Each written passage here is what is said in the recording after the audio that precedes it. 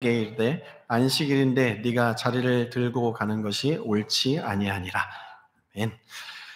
예수의 소통반복 세 번째, 38년 된 병자를 고치신 제목을 가지고 하나님 말씀 나누겠습니다.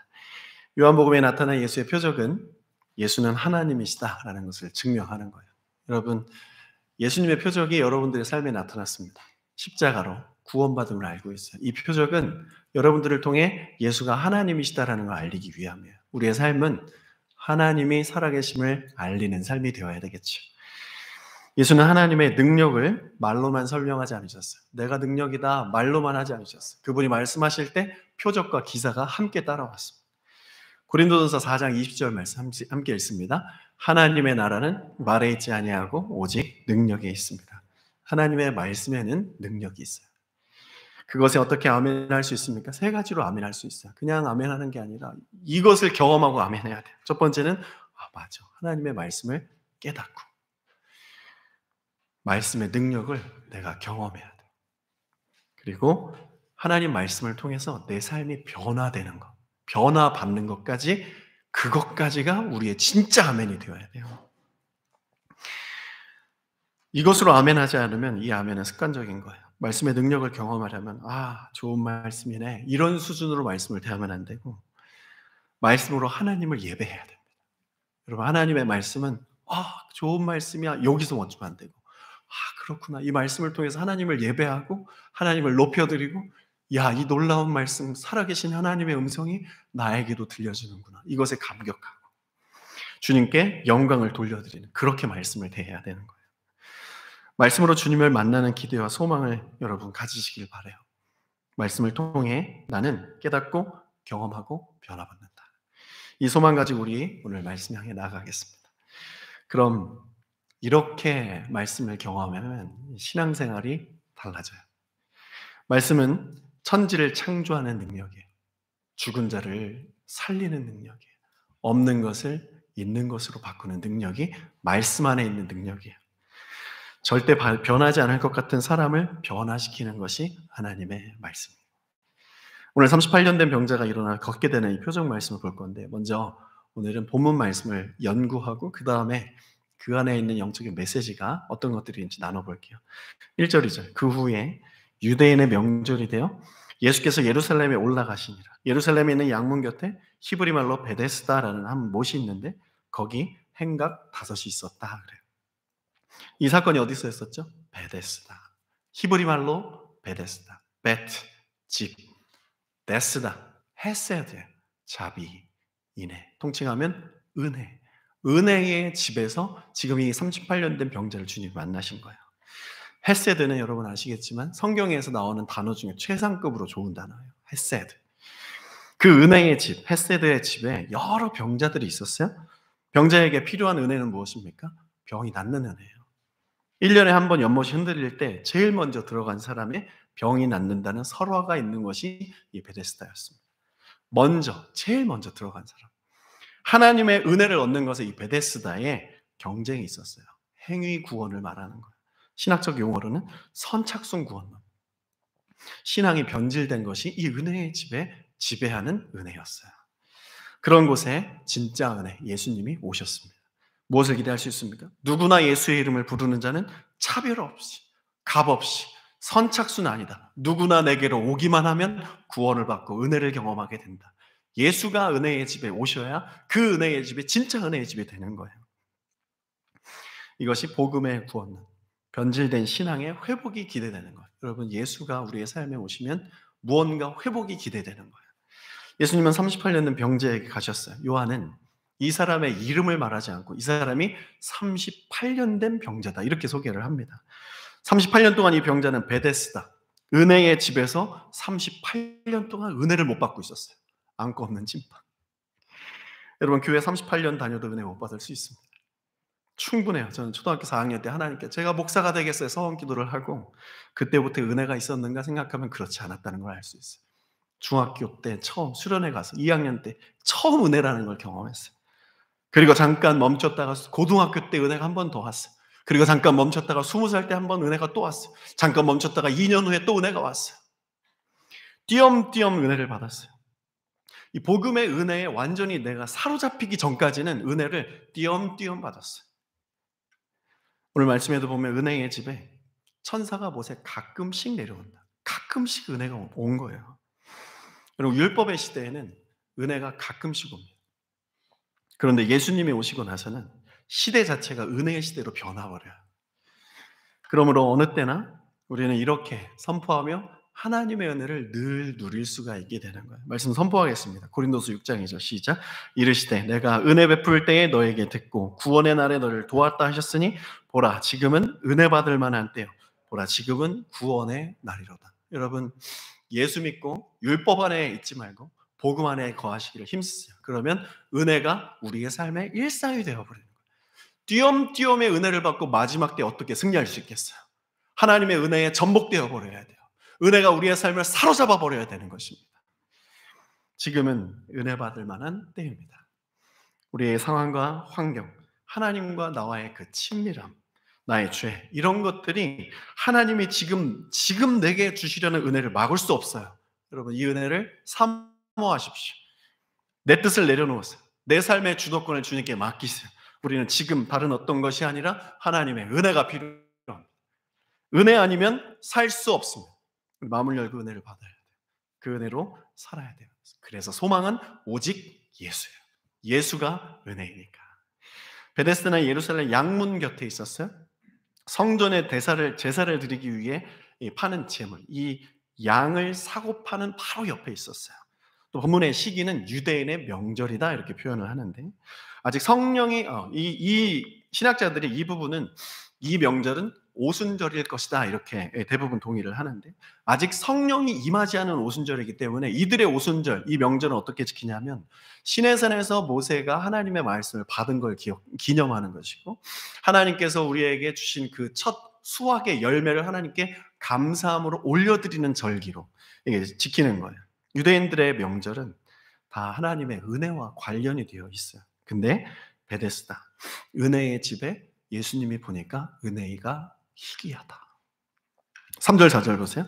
그 안에 많은 병자, 맹인, 다리 저는 사람, 혈기 많은 사람들이 누워 물의 움직임을 기다리니 이는 가끔 천사가 모세에 내려와 물을 움직이게 하는데 움직인 후에 먼저 들어가는 자는 어떤 병에 걸렸든지 낫게 됩니다. 이것은 유대인들이 하나님께 유대인의 명절, 와 하나님, 우리가 믿는 하나님 기뻐하면서 주님께 명절, 제사를 하고 있지만 그들의 영적인 상황은 총체적으로 이렇게 병든 상태다라는 이 영적인 메시지를 주는 거예요.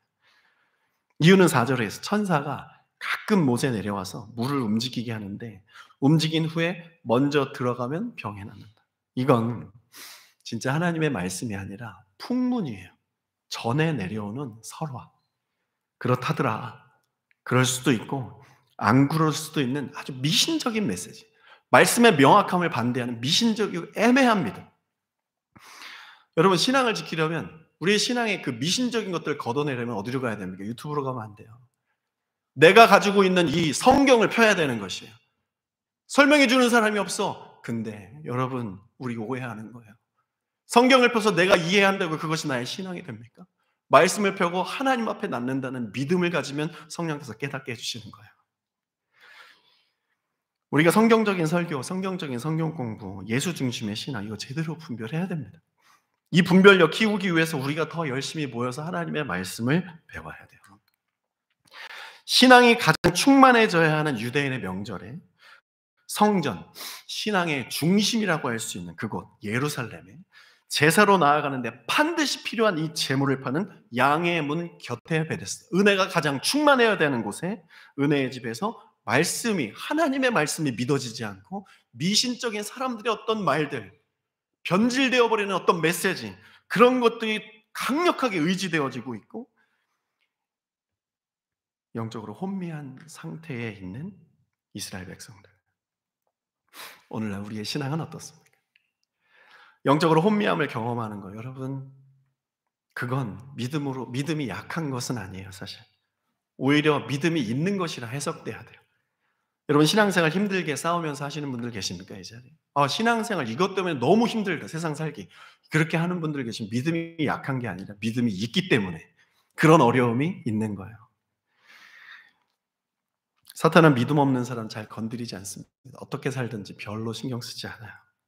무슨 말을 하든 그가 무슨 행동을 하든 지옥이 확정되어 있는데 신경을 왜 쓰겠어요? 그냥 알아서 지옥 가는 거예요. 오히려 천국이 확정된 자들, 천국의 길로 걸어가려고 시도되는 그런 사람들에게 사탄은 그를 끌어내려고 노력을 하는 거예요. 말씀 보세요. 누가복음 8장 12절 다 같이 시작. 길가에 있다는 것 말씀을 들은 자니 이에 마귀가 가서 그들이 믿어 구원을 얻지 못하게 하려고 말씀을 그 마음에서 빼앗는 것이다. 내 신앙 가지고 살아가는데 이 신앙에 세상 살아가는 것이 너무 어렵다. 말씀을 빼앗아 가려고 하는 거예요. 15절 보세요. 좋은 땅에 있다는 것은 착하고 좋은 마음으로 말씀을 듣고 지키어 인내로 결실하는 자니라. 8절 더러는 좋은 땅에 떨어짐에 나서 100배의 결실을 하였느니라. 이 말씀을 외치시되 들을 귀 있는 자는 들을지어다. 말씀을 진짜 하나님의 음성으로 들을 귀 있으면 우리 인생에 내 열심이 아니라 하나님의 열심이 임하여 100배의 결실을 맺는 거예요. 바르고 착한 마음으로 말씀 듣고 굳게 간직하고 견디고 인내하면 주님께서 열매를 주시는 거예요. 말씀 들을 귀 있는 자에게는 100배의 열매가 맺혀집니다. 포인트는 말씀이 안 믿어지고 기도가 안 돼서 영적으로 방황하는 분들 계시면 너무 낙심하지 말라는 거예요. 하나님이 예수 잘 믿으려다 낙심 가운데 있는 여러분 기뻐하십니다. 그리고 여러분들 여기를 선택했잖아요. 예배를 선택했잖아요. 말씀을 선택했잖아요. 힘들다. 주님이 좀 힘을 주셨으면 좋겠다. 이렇게 선택하잖아요. 하나님이 여러분들을 회복하실 줄로 믿습니다. 이렇게 회복하면 돼요. 사탄이 지금 내 마음에 믿음을 빼앗아가고 구원도 뺏어 구원의 감격을 빼앗아가려고 하고 있구나. 이걸 감지하고 예수 그리스도의 이름으로 선포하고 물러가라. 난 주 보혈 아래에 있다. 보혈로 덮고 감사와 찬양을 선포하세요. 어떤 목사님이 그랬어요. 감사를 선포하는 건 사탄의 뺨을 때리는 거라 그랬어요. 감사를 선포해버리고 내 삶에 내가 해석할 때 내가 나를 바라볼 때 감사할 조건이 없어. 그러나 예수로 말미암아 감사하노라 선포할 때 사탄의 뺨을 치면 사탄이 도망가게 되어 있다는 거예요. 그런 주님이 승리를 주시는 거죠. 이 영적 원리. 중요한 건 풍문. 메시지의 풍문 그렇다더라. 하나님의 진리의 말씀이 아니라 진리 자체, 성경 말씀이 아니라 그런 것 같더라. 여러분 나에게 주신 하나님의 은혜, 나를 만나 주신 그 하나님의 은혜가 하나님의 역사하심이 내 옆에 사람에게는 전혀 일어나지 않는다는 사실 아십니까? 다르게 일어난다는 거예요. 그게 하나님의 능력이 아니라는 것이에요. 하나님의 말씀으로 주님께서 다양하게 일하시는 걸 우린 봐야 돼요. 말씀 중심 신앙생활이 필요합니다. 이 말씀 중심 신앙생활에도 놓치지 말아야 될 것이 있는데 요한복음 5장 9절 10절 보세요. 그 사람이 곧 나서 자리를 들고 걸어가니라. 이날은 안식일이니 유대인들이 병 나은 사람에게 이르되 안식일인데 네가 자리를 들고 가는 것이 옳지 않다. 유대인들의 하나님의 말씀을 붙들고 있었어요. 모세오경을 줄줄줄줄 외우고 있었어요. 그리고 유대인의 명절 그리고 하나님 회당에 나아가서 주님께 예배하는 거 제사하는 거 놓치지 않았던 사람 말씀 붙들고 있었어요. 근데 이 사람의 영이 꽉 막혀 있어요. 유대인들이 병 나은 사람에게 이르되 안식일인데 네가 자리를 들고 가는 것이 옳지 않다. 이 율법주의 신앙을 또 배격해야 됩니다. 말씀 붙들고 살아가는데 이 말씀이 율법이 되게 돼서는 안 돼요. 얼마나 차갑습니까? 이 유대인의 모습. 이들의 시선에는 인간에 대한 이해와 배려와 사랑과 공감이 없어요. 사실 하나님이 주신 율법은 사랑을 전제로 하고 있잖아요. 백성들이 죄로 인해서 하나님 떠나가는 거 멈추게 하시려고 율법을 주신 거죠. 거룩을 잃지 않게 하시려고 율법을 주신 거죠. 내가 늘 너희들과 함께하면서 너희들의 삶 전체에 내가 먹을 것과 마실 것, 너희들의 모든 생사화복을 주관하겠다고 하기 위해서 율법을 주신 거죠. 그와 같이 방황하고 세상에서 자기 힘으로 힘겹게 살아가는 것 그거 하지 않게 하시려고 하나님이 율법을 주셔서 나를 봐 나를 의지해 이렇게 내 능력 안에 거하라고 말씀하기 위해서 율법을 주신 거죠. 근데 그 율법을 받은 자들은 자신의 입맛에 맞게 율법을 해석해서 이 율법을 가지고 신앙의 수직구조를 만들어 버렸어요. 신앙을 가지고 계급을 나누려고 했어요. 난 율법 잘 지키는 사람이야. 그래서 깨끗하고 건강해. 너희들은 율법 안 지키는 사람이야. 죄일 수 있어. 그렇게 생각하면서 그 사람들을 내가 통치하려고 하는 그런 방식들. 이건 신앙이 변질된 건데 신앙이 변질되는 이유는 근본적인 이유는 그렇다더라. 말씀, 미신적인 말씀, 내 뜻대로의 말씀을 진리의 말씀보다 더 사랑하는 것이고 하나님의 말씀, 그 율법의 하나님의 놀라운 말씀을 가지고 내가 그걸 가지고 폭력을 저지르고 있기 때문인 거예요. 내 생각에는 이런 거야, 이건 이런 거야. 이거 여러분 진짜 우리 늘 조심해야 돼요. 여러분 제 설교를 들으면서도 '아 저거 한 목사 생각 같은데.' 그럼 확 잘라 버리세요. 능력 없어요. 그런 말씀 "야 저 한 목사 생각이다." 그거 확 잘라 버려야 돼요. 그거 붙들면 이상해집니다. 그렇다더라 되는 거예요. 이단 사이비 교주들 중에 처음에는 예수 잘 믿었던 사람들 알고 있어요. 근데 그들이 자기 생각을 하나님의 세계가 열려 자기 생각을 집어넣기 시작하면서 이상해진 거거든요. 예루살렘을 중심으로 한 이스라엘의 신앙이 총체적 난국이었습니다. 오늘 본문은 그런 이스라엘의 신앙이 38년 동안 오랫동안 전신마비다. 이렇게 영적 진단을 주시는 거예요. 그 마비된 상태에 예수가 오셨다. 이 진단만 주면 요한복음도 율법주의 신앙, 이 미신적인 신앙과 다를 바 없는데 이 요한복음은 처방을 줘요. 이런 상황에 예수가 오셨다 선포합니다. 예수가 꽉 막힌 하나님과의 관계, 표적으로 소통의 문을 여신다. 예수 믿고 영의 문을 열어라 선포하는 거예요. 이 본문은 이스라엘의 신앙은 지금 가짜가 되었고 영적 전신마비가 오랫동안 지속되고 있지만 그런 곳에 예수가 오시면 다시 살 수 있다는 메시지.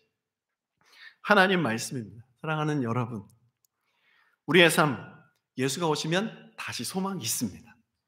하나님의 아들 피 뿌려서 세우신 우리 교회, 예수님이 오시면 다시 소망이 있습니다. 이제는 더 이상 아무 소망이 없다. 누가 와도 안 돼. 라는 마음의 확신을 가지고 있었던 38년 된 병자 앞에 예수가 오시면 그가 일어설 수밖에 없는 것이 예수의 능력이에요. 그분은 능력으로 오시는데 오시는 방법이 참 인격적이세요. 요한복음 5장 6절 읽어볼까요? 시작. 예수께서 그 누운 것을 보시고 병이 벌써 오래된 줄 아시고 이르시되 네가 낫고자 하느냐. 예수님은 그가 누운 걸 보시고 이 병이 오래된 줄 아시고 질문하셨어요. 오랫동안 여기 있으면서 너 마음의 상처가 진짜 크겠다. 깊이 이해하셨어요.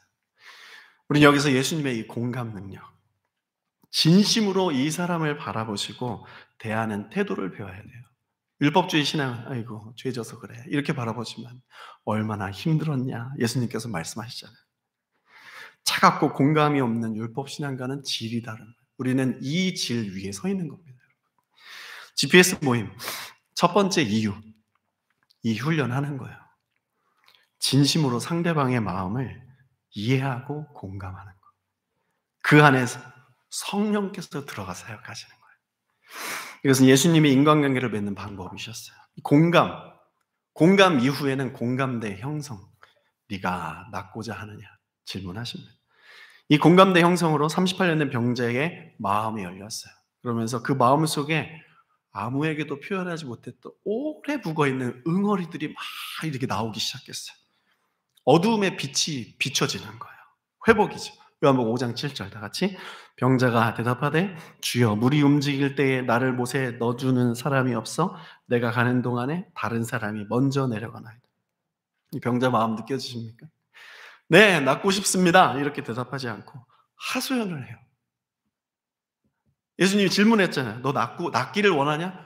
그럼 네, 낫고 싶습니다. 이렇게 질문하는 게 많은데 마음속에 응어리를 꺼집어내는 거예요. 때로는 내 삶의 문제가 해결되는 것보다 내 삶의 문제를 누군가가 좀 진심으로 알아줬으면 하는 상황이 있어요. GPS 모임의 두 번째 이유, 이런 마음의 응어리들이 꺼내어져요. GPS 리더분들이 그렇게 지금 진심으로 겸손하게 리딩 잘 해주셔서 너무 감사드립니다. 성령의 사역이 이 안에 일어나고 있음을 믿어요. 상담학의 발전, 정신의학이 성장하는 이유는 오늘날 마음의 질병이 급속도로 많아지고 있는 거죠. 마음의 질병은 어디서 와요? 스트레스. 스트레스는 왜 받죠? 세상 사는 게 내 마음 같지가 않아.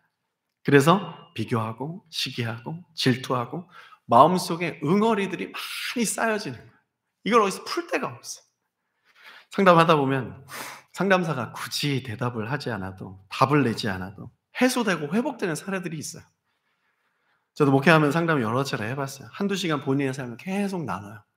나누다가 저는 아무 말도 안 했는데 목사님 덕분에 제 삶의 문제가 해결됐어요. 이러고 감사하다고 가는 경우들이 있어요. 길을 찾았어요. 저 아무것도 안 했는데. 그렇군요. 이렇게 진심으로 이렇게 듣고만 했는데 본인이 알아서 길을 찾았는데 저한테 공을 돌리는 거예요. 이게 뭐지? 그 안에서 성령이 역사하셨구나. 저는 그걸 바라보는 거예요. 근데 그 이제 상담을 또 다른 사례들을 보면 상담을 하다 보면 오히려 제가 '아 여기에서는 내가 무슨 솔루션을 제공해야겠다.' 제공하려고 하면 해결이 더 안 되고 거기서 상담이 끝나는 경우들도 있더라고요. 아 상담의 묘미가 참 이렇구나. 많이 배웠습니다. 병자가 예수님의 질문에 "네 낫고 싶습니다." 이렇게 말하지 않고 하소연을 했어요. 근데 사실 이것은 패러프레이징 낫고 싶다는 말의 다른 표현이었어요. 여러분 그럴 때 있지 않으세요? 내가 나의 진심을 직접적으로 좀 설명하기가 좀 어려워요. 그러니까 돌려서 말할 때가 있어요. 그리고 내가 이렇게 돌려서 말할 때 내 마음을 좀 알아주고 좀 잡아 달라는 그 위로의 이 위로의 말들, 위로의 상황들을 우리 경험할 때 있잖아요. 근데 사람들이 그런 이 형태로 다가오는 것에 대해서 잘 대응을 못 해요. 이유는 크게 두 가지예요. 첫 번째는 '얘가 왜 저러지?' 잘 몰라서 못하는 경우들이 있는데 두 번째는 아는데 괜히 얄미워요. 그 속마음이 어떤 것인지도 다 알겠는데 그게 너무 얄미워 가지고 거기에 대해서 다 대응해 주기가 싫을 때가 있더라고요. 그래서 안 해 주는 거예요. 아이들 키우다 보면 그럴 때가 있어요. 이 아이들이 속이 다 보여요. 그래서 너무 얄미운 거예요. 확 꼬집어 주고 싶은데. 그래서 그냥 안 해줄 때가 있어요. 오늘 본문의 유대인들의 이 반응은 두 번째예요. 병자가 나은 걸 봤어요? 야, 저 사람 하나님의 은혜 받았네. 이것도 알았어요. 축복해 주는 게 맞아요. 근데 괜히 얄미운 거예요. 야, 신앙생활 제대로 하고 금식도 하고 헌금도 많이 하고 내가 하나님 앞에 저 사람보다 밑찍는 게 뭐가 있냐. 근데 왜 나한테는 별로 은혜가 없고 저런 환자들에게 하나님께서 은혜를 주시냐. 얄미운 거예요. 그래서 안식일이니까 오늘은 앉아있고 내일 일어나서 가. 이렇게 말하는 거죠. 나는 은혜 있는 척하면서 버티고 있는데 나보다 신앙이 부족하다고 생각했던 저 사람에게 은혜가 나타나니까 시기질투가 영적으로 일어나는 거죠. 자매님들께서 이런 말씀 참 자주 하세요. 남자는 여자 마음을 너무 몰라. 자매님들 그거 아십니까? 남자들도 모이면 그렇게 말해요. 여자들은 남자 마음을 너무 몰라. 그리스도인들은 저 사람이 내 마음을 몰라줘도 그 몰라준 거에 대해서 얄미워하기보다 그걸 모른 척하기보다는 그 마음을 먼저 이해해주고 읽어주고 주려고 노력하는 사역을 해나가는 것이 하나님 보시기에 합당합니다. 그래도 난 그거는 하고 싶지 않다. 예, 우린 못해요.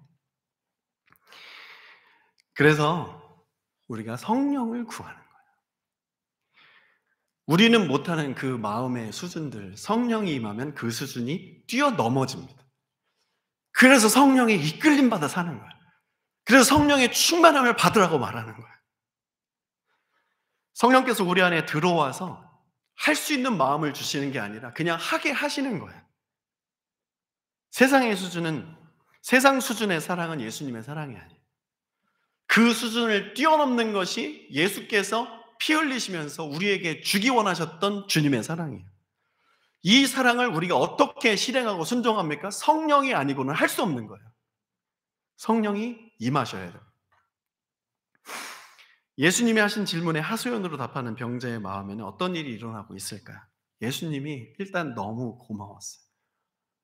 지난 38년 동안 나에게 와서 그런 질문 하나 해주는 사람이 이 은혜의 집에서 예배가 제사가 활발하게 드려지고 옆에서 쿵쿵 소리 들리고 막 제사의 행진들이 막 들리고 그러는데 나에게는 은혜가 하나도 오지 않았던 그 병자에게 가장 어두움 속에 있었던 버려진 사람에게 예수님이 오셔서 질문 한번 해주신 것 자체가 너무 고마웠을 거예요. 엄청 위로받고 있었어요. 38년 동안 자신을 도와주려던 사람이 없었는데 이 사람이 누구야? 누군데 나한테 와서 이렇게 질문을 하는가?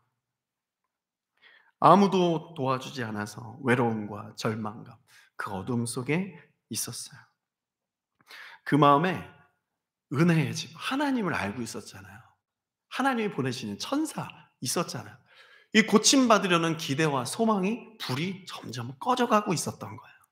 그때 예수님이 오신 거예요. 그 찬양이 있잖아요. 날이 저물어 갈 때, 빈들에서 거닐 때, 그때가 하나님의 때다. 오셔서 주님께서 다시 소망과 기대에 불이 꺼져가는 그 하나의 심질에 불을 확 다시 붙여주면서 기대와 소망의 불이 확 일어나면서 그 38년 된 병자의 마음속에 믿음이 액티베이트, 믿음이 확 살아나기 시작하는 거야. 네가 낫고자 하느냐? 다른 사람이면 몰라도 예수가 그런 질문을 하시면 다시 기대할 수 있는 거죠. 오늘 주님의 음성으로 받으시기를 바라요. 네가 낫고자 하느냐?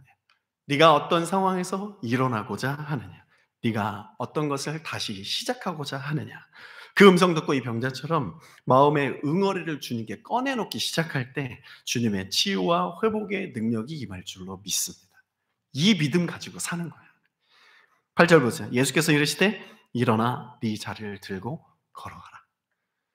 여러분, 예수님의 표적이 일어나는 방법은 여기서도 동일해요. 가나 혼인잔치, 왕의 신하의 아들 고치신 것, 말씀이 있고 그 말씀을 듣는 자가 믿음이 있고 그 믿음대로 순종하는 것.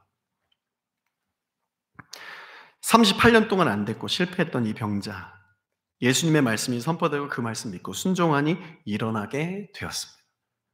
드디어 은혜의 집에서 은혜라는 게 이 병자에게 임한 거야.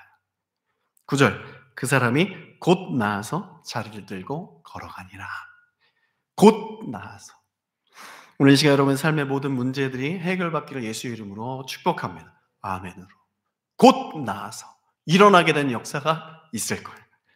소망과 기대가 사라져버린 모든 것들을, 우리의 인생을 다시 예수님 앞으로 가져가세요. 주님께 가서 하소연해도 돼요. 아우 너무 힘들어요. 어디서 뭐 하다 오셨어요? 어린아이처럼 으름장 나도 돼요.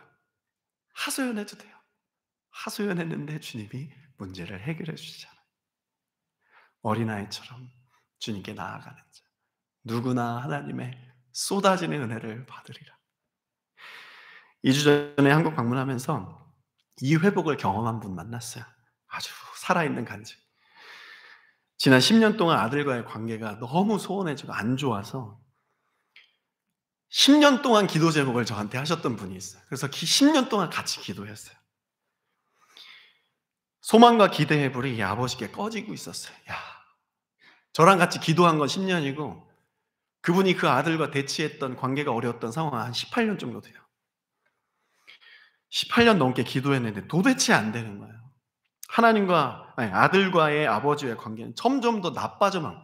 아니, 기도를 10년 동안 했으면 하루 이틀 한 것도 아니고 한 1년 한 것도 아니고 10년, 18년 동안 했으면 조금이라도 나아져야 되는데 점점 안 좋아지는 거예요. 이 아버지가 정말 힘들었는데 그래도 새벽 예배에 나가서 아들을 위해서 기도하는 것을 빼먹지 않았대요. 기도하기 싫을 때 이를 악물고 막 그냥 던져내면서 아들을 위해 기도했대요. 이번에 한국 가서 만나 뵈었어요. 얼굴이 너무 좋은 거예요. 무슨 좋은 일 있으세요? 목사님, 좋죠. 아들이랑 관계가 회복됐어요. 야, 제가 한 10년 동안 기도하면서 이 38년 된 병자처럼, 와, 진짜 좋으시겠다. 정말 좋으시겠네요. 눈물을 흘리면서 너무 좋아요. 이렇게 말하시는 거예요. 그러면서 그분이 이렇게 말씀하셨어요. 목사님, 이 회복을 통해 제가 회개한 게 있어요. 제가 아들을 주님의 눈이 아니라 제 눈으로 그동안 보고 있었던 그것을 하나님께서 이제 깨닫게 하시더라고요. 하나님이 나를 사랑하시는 것처럼 이 아들을 사랑하신다는 것을 못 믿었다는 것을 회개했대요. 아들이 잘못된 것만 눈에 보여가지고 지적만 하고 율법주의 신앙으로 너 그렇게 하면 벌 받아. 너 그렇게 하면 안 돼. 너 그렇게 하면 지옥 갈 수도 있어. 이렇게 사랑을 전했던 거예요. 근데 아들을 주님 마음으로 어느 순간 보기 시작했대요. 그리고 아들을 잘못된 것들을 하지 마 이렇게 하지 않고 그 아들의 잘못된 것들을 감싸주기 시작하니까 관계가 급속도로 변했대요. 성령이 임한 거죠. 율법신앙. 예수께서 복음으로 그 아버지의 마음을 변화시키는 그 역사는 지금도 일어납니다. 그 후에 하나님이 놀라운 축복을 우리 가정 가운데 또 주셨어요 말씀하시더라고요.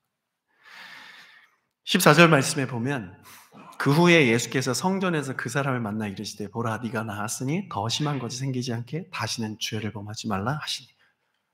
한국에서 만났던 그분이 이 말씀의 주인공이더라고요. 왜 회복을 해 주셨는가? 당연히 내가 기도했으니까. 그게 아니라 내 죄가 있음을 깨닫게 하시려고 회복하신 거였더라고요. 이 38년 된 병자의 병의 이유가 여기 있습니다. 죄 때문이에요.